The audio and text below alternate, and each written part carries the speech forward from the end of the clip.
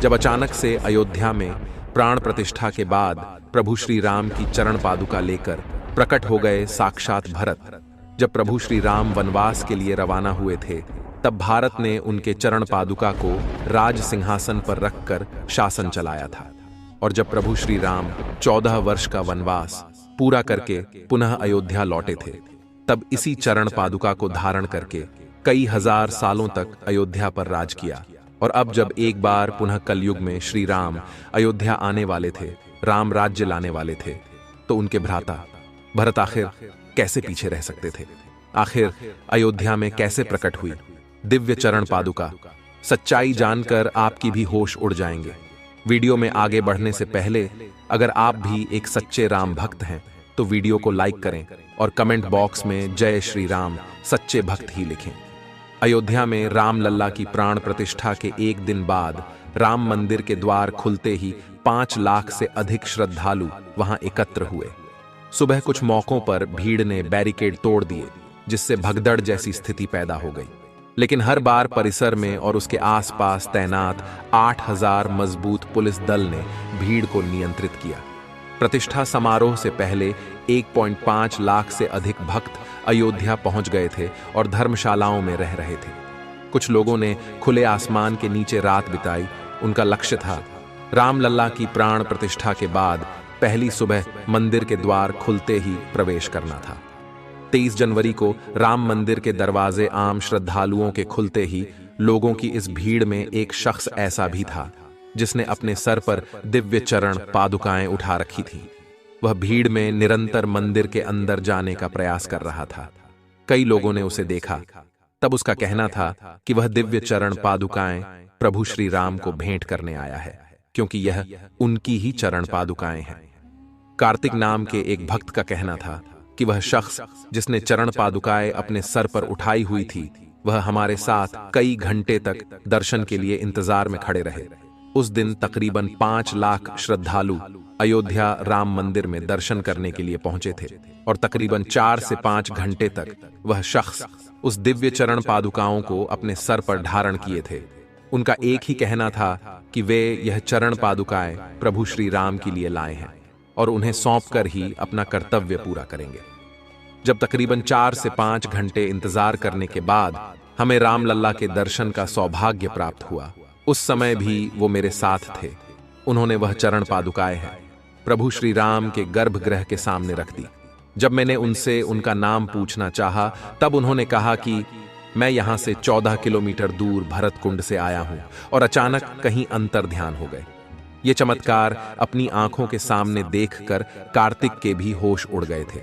उन्होंने रामलीला के दर्शन किए और तुरंत ही भरत कुंड के लिए रवाना हुए, जो कि वहां से 14 किलोमीटर दूर स्थित था। आगे वीडियो में हम बताएंगे वह दुर्लभ इंसान आखिर कौन थे और भरत कुंड पर पुनः कैसे कार्तिक की उनके साथ मुलाकात हुई। लेकिन उससे पहले हम भरत कुंड के अस्तित्व को अच्छी तरह से जान लेते हैं। पवित्र नगरी अयोध्या में एक तरफ भव्य राम मंदिर बन रहा है, तो दूसरी तरफ राजा राम के अनुज भरत की तपोस्थली नंदीग्राम के भरत कुंड की भी चर्चा तेज है। त्रेता युग में भगवान राम का राज्याभिषेक हुआ था, तो इसी भरत कुंड से पवित्र तीर्थ का जल डाला गया था और इसी स्थान पर तप करते हुए भरत ने प्रभु श्री राम का इंतजार किया था। भरत ने 14 साल अपने भाई राम की प्रतीक्षा ने तपस्या की थी। माना जाता है भरत ने यह सोचकर कि जब उनके राम वनवास में हैं और जमीन पर चलेंगे और वहीं सोएंगे, तो भरत कैसे अपने बड़े भाई के जैसा जीवन व्यतीत कर सकते हैं। यह सोचकर उन्होंने यहाँ एक गुफा बनाई जो जमीन से लगभग 8 सीढ़ी नीचे है। यहीं उन्होंने 14 साल तप किया। जब 14 वर्ष के वनवास के लिए राजपाट छोड़कर चले, तो भरत उनको मनाने गए। मर्यादा पुरुषोत्तम श्री राम अपने पिता के वचन से बंधे थे। लौटना स्वीकार नहीं किया, लेकिन भरत के अनुरोध पर अपनी चरण पादुका उनको सौंप दी। नंदीग्राम में भरत श्री राम की खड़ाऊ को प्रतीक के तौर लेकर अयोध्या का राजपाट चलाने लगे। 14 वर्ष वनवास खत्म कर जब राम अयोध्या वापस लौटे, तो यहीं पर भरत से मिले। तो भरत ने उन्हें पुनः चरण पादुका लौटा दी।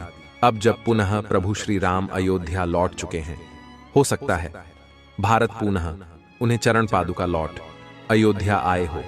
जब कार्तिक भरत कुंड पर पहुंचे तो भारत कुंड प्रभु राम के आने की खुशी में पूरी तरह से सजा हुआ था। तभी कार्तिक जी को रहस्यमय तरीके से वही व्यक्ति भारत कुंड में स्नान करता हुआ दिखाई दिया, जो चरण पादुका लिए अयोध्या राम मंदिर में मौजूद था। इसके बाद कार्तिक ने उनसे पूछा कि आप अयोध्या में रहस्यमय तरीके से कहां गायब हो गए थे और आप यहां पर क्या कर रहे हैं। तो उस दिव्य व्यक्ति ने कहा कि हमारे पूर्वज कई सालों से इसी भरत कुंड के आसपास ही निवास करते हैं और प्रभु श्री राम के भाई भरत को अपना इष्ट मानते हैं। एक दिन रात्रि के समय स्वयं भरत हमारे सपने में आए और उन्होंने हमसे कहा कि भरत कुंड के गुफा के अंदर एक दिव्य चरण पादुका रखी हुई है, उसे ले जाकर अयोध्या में नवनिर्मित राम मंदिर के अंदर रखना होगा। वहां प्रभु श्री राम अपना राज सिंहासन संभालेंगे। जब हमारी आंखें खुलीं तो स्वप्न अनुसार अपने राजा का आदेश मानते हुए हम उस चरण पादुका को अपने सर पर रखकर अयोध्या धाम के लिए रवाना हुए और जब राम मंदिर आम श्रद्धालुओं के लिए खुल गया तब हमने वह दिव्य चरण पादुकाएं प्रभु श्री राम को समर्पित कर दी। अयोध्या में दिन प्रतिदिन ऐसे कई दिव्य चमत्कार लगातार हो रहे हैं। हाल ही में 22 जनवरी 2024 को अयोध्या के भव्य राम मंदिर में भगवान राम लल्ला की प्राण प्रतिष्ठा हुई। इसके अगले ही दिन लाखों लोग अपने आराध्य के दर्शन को उमद्द पद्धे।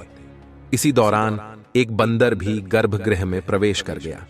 श्री राम जन्मभूमि तीर्थ क्षेत्र ट्रस्ट ने ट्विटर पर इसके बारे में जानकारी साझा करते हुए कहा है कि वहां तैनात सुरक्षा कर्मियों का कहना है, ये हमारे लिए ऐसा ही है मानो स्वयं हनुमान जी रामलल्ला के दर्शन करने आए हों। यह घटना 23 जनवरी को शाम के करीब 5:50 की है। उस समय तक करीब 3 लाख भक्त रामलल्ला का दर्शन कर चुके थे और करीब 2 लाख भक्त बाहर कतार में थे। पहले दिन 5 लाख से अधिक भक्तों ने राम मंदिर में दर्शन किया।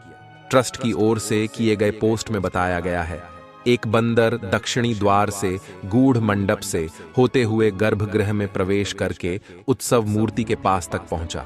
बाहर तैनात सुरक्षा कर्मियों ने उसे देखा। वे बंदर की ओर यह सोचकर भागे कि कहीं वह उत्सव मूर्ति को जमीन पर न गिरा दे, परंतु जैसे ही पुलिसकर्मी बंदर की ओर दौड़े वैसे ही बंदर शांत भाव से भागते हुए उत्तरी द्वार की ओर गया।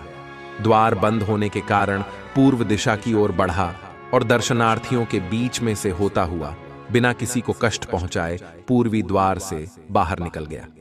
वैसे अयोध्या में वानर की इस तरह उपस्थिति की यह कोई पहली घटना नहीं है। राम जन्मभूमि मुक्ति आंदोलन के दौरान कई प्रमुख मोद्धों पर इसी तरह वानर की उपस्थिति देखी गई है। इसी बीच रामलीला की मूर्ति बनाने वाले प्रसिद्ध मूर्तिकार अरुण योगीराज ने एक ऐसे चमत्कार के बारे में बताया जिसे उन्होंने खुद मूर्ति बनाते वक्त महसूस किया। राम मंदिर प्रतिमा निर्माण करने वाले कर्नाटक के मशहूर मूर्तिकार अरुण योगीराज ने ऐसी बात कही है जिस पर आप भी हैरान हो जाएंगे। उन्होंने कहा है कि नवनिर्मित राम मंदिर के गर्भगृह में जो मूर्ति लगाई गई है वह उन्होंने नहीं बनाई। दरअसल वे बात को अलग तरीके से कह रहे हैं। उन्होंने कहा कि गर्भगृह के बाहर तक उनकी मूर्ति की छवि अलग थी, लेकिन जैसे ही मूर्ति को गर्भगृह में प्रवेश कराया गया उसकी आभा ही बदल गई। इसे मैंने भी महसूस किया। मैंने गर्भगृह में अपने साथ मौजूद लोगों को भी इस संबंध में कहा था कि यह दैवीय चमत्कार है या कुछ और, लेकिन मूर्ति में बदलाव हो गया था। एक टीवी चैनल को दिए गए इंटरव्यू में अरुण योगीराज ने कहा कि मेरे पूर्वजों की 300 सालों की तपस्या का यह परिणाम है। मुझे शायद ईश्वर ने इसी कार्य के लिए धरती पर भेजा था। मैं इस जन्म में भगवान श्री रामलल्ला की मूर्ति बनाऊं। अरुण योगीराज ने एक बड़ा रोचक चमत्कार भी सुनाया। उन्होंने कहा कि हम जब मूर्ति का निर्माण कर रहे थे तो हर दिन शाम को 5 से 6 बजे के बीच बंदर वहां पर आते थे। वह आते, मूर्ति का काम देखते और चले जाते।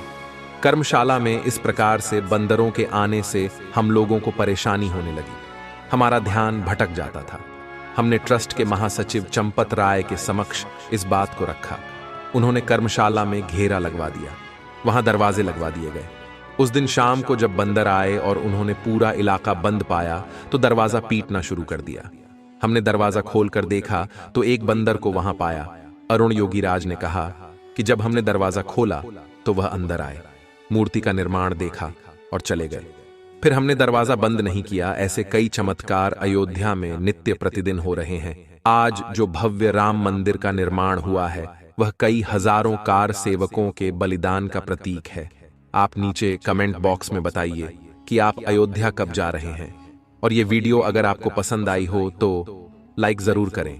रोजाना ऐसी सत्य घटनाएं देखने के लिए हमारे चैनल को सब्सक्राइब करके बेल आइकन को जरूर प्रेस कर लें। अभी के लिए आप सभी को